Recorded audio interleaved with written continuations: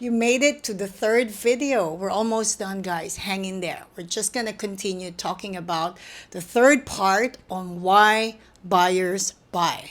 Isn't that just a great question to wonder about and just to really think, why do people buy? Why do buyers buy?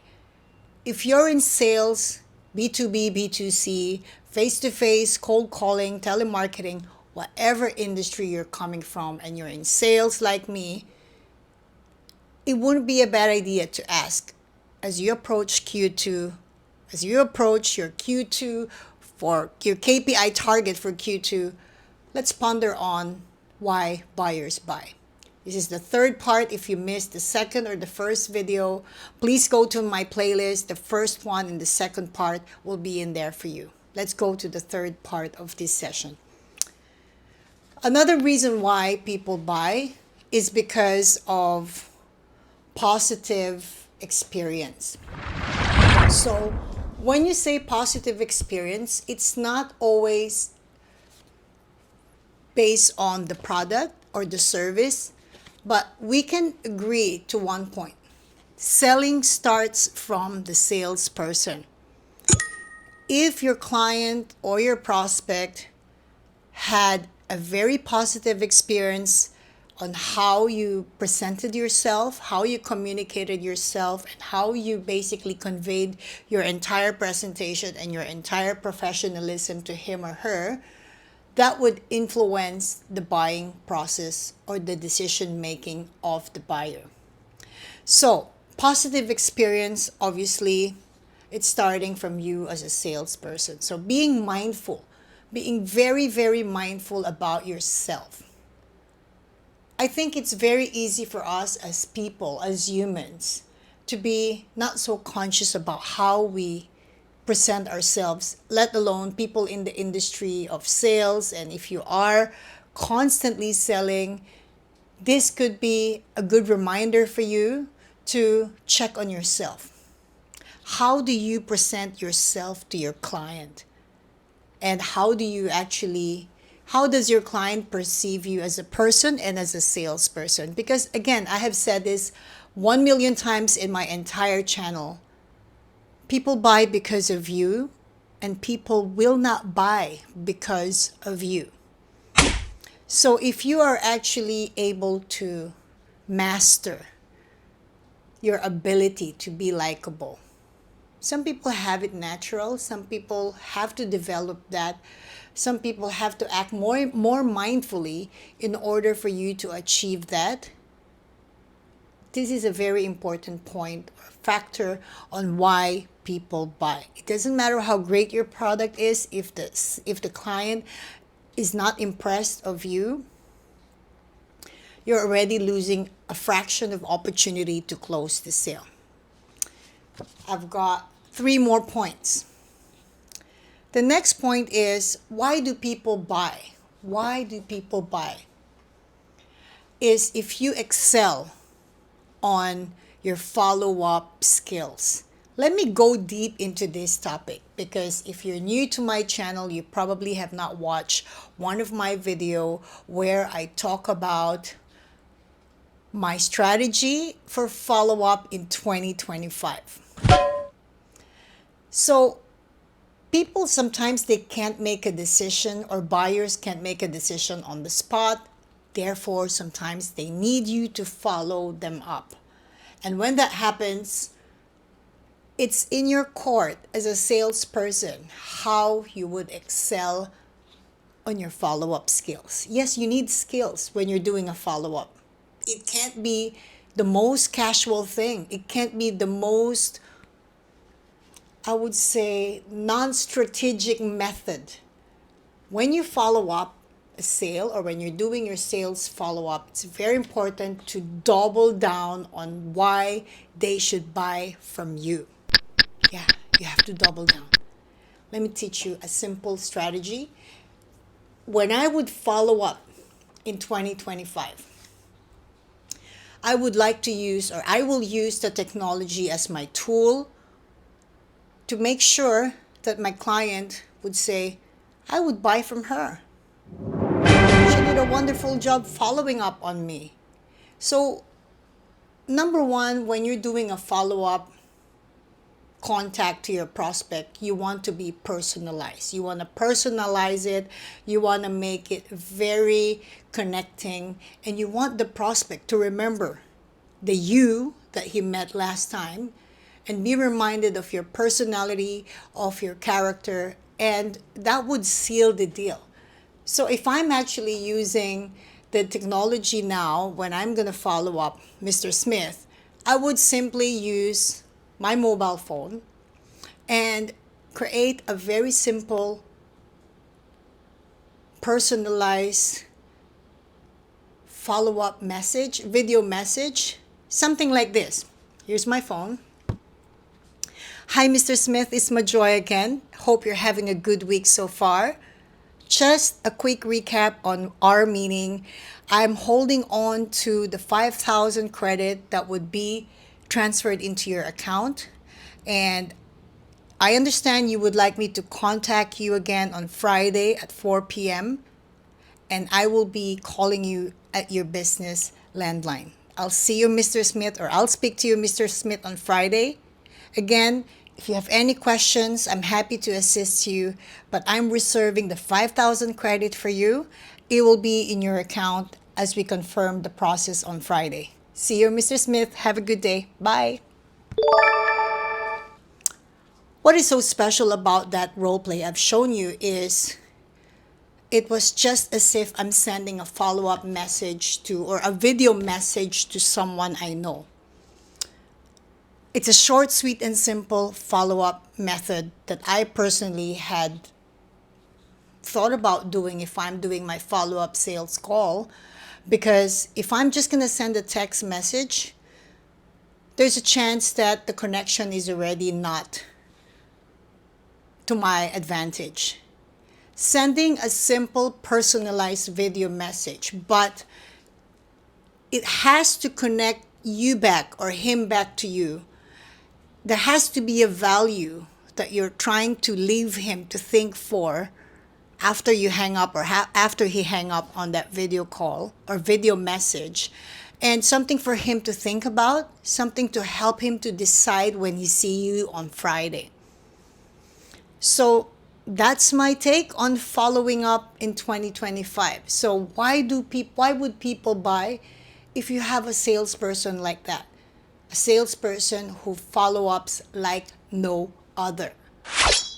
Why do people buy? Because the salesperson is not just a good salesperson, but you want to put a bit of charming element into it.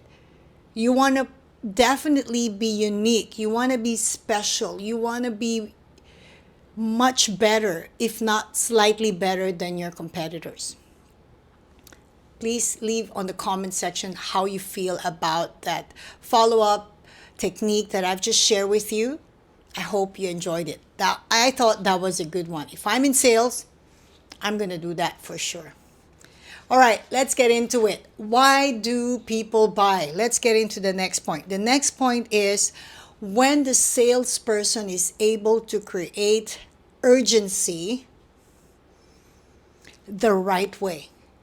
When a salesperson can create urgency the right way, that's when people buy from you. So let me just elaborate this a little bit more. So when you say the right way, creating sales urgency the right way, it simply means you're pitching on the urgency to buy.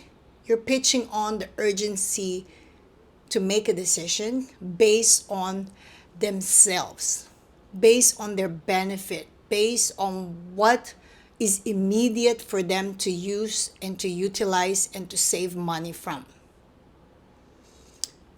The opposite of that is when salespeople create urgency for their own benefit. I can give you one very big example that a lot of salespeople still use and still fail to keep the sale or to get the sale from repeatedly doing this method. When you tell your client, this is the last package I have, the deadline is 5 p.m. and we don't have any of this promotion anymore. This is a common mistake in my opinion, as a buyer and as someone in sales for 20 plus years, when you put that pressure on the customer or on the client, you're losing the sale and you're losing your future referrals. Plain and simple. But there's a right way to create urgency. Creating urgency the right way is simply making sure that your client is reminded in a friendly way of the benefits that awaits him, of the benefits that he or she would benefit from immediately because he needs it immediately, because it will fix his pain points immediately, because it will help him to save money immediately. That's creating urgency the right way. So try that one. So don't just create urgency. Create urgency the right way. I like that personally because I would never buy to someone who's putting so much pressure on me and say, "Oh, this is the last piece. Today is the last day of the promotion." Usually my reaction there would be, "All right, I'll find someone or another provider or another company who doesn't have a last day today." And then you lose the sale and you lose your future referrals and potential huge businesses. Finally, we're on the last point. Understand your prospects' emotions. Why do people buy? Because the salesperson is able to understand his or her client's emotions. There is what we call the impulsive buying, there is emotional buying, there is a strategic buying, there is a objective buying, and many others. I will go deep into that on the next training session. But for now, as the last point of this, why do people buy? I want to just quickly touch on this point and share with you my best ability on my take for this particular point. When you're able to identify your client's frustrations, when you're able to identify what would ease his pain, those things or those points, if you can identify those, that would help you to really position yourself to sell in the way that you're able to fix your client's frustrations. Now, of course, a simple 4W and 1H will be the formula. What, where, when, where, and how. So keep those letters in mind because you should be able to use those opening questions when you're trying to identify what frustrates him. How frustrated is he? What are the causes of his frustrations? And it could be from the current provider. It could be from not finding the right provider after being enrolled to so many and still unable to find the right fit. And of course, what are they frustrated about? When do they need it? When do they need the solution? How soon do they need the solution? So you see, if you, in summary of these three parts of why people buy, as a salesperson, make sure you have the 4W and 1H on any sales pitch. What, where, when, where, and how. These are really useful starting questions that would lead to a good conversation, that would lead to a good presentation. It will be a win-win situation because what you're trying to do is to make sure that you are proactively understanding what your client's desires, needs, problems, pain points, and what solutions do you have for them. If you like today's training session, I did enjoy it. I've never done training session in a month, can you tell? I hope to see you on the next training session. If you're one of the regulars, I missed you guys. I'm excited. I will be posting a video update for you guys. For those who've not seen me for a month, I will give you a separate video update on what's happened to my channel and to me for the last 4 weeks. Thank you guys. If you're new to the channel, check out the playlist. If you're in sales, B2B, B2C, you're in the right place. This is a good channel with a lot of really good videos. It's a bit underrated, but there's a lot of gold in my box. I'll see you on the next training session. See you guys. Bye. I miss you.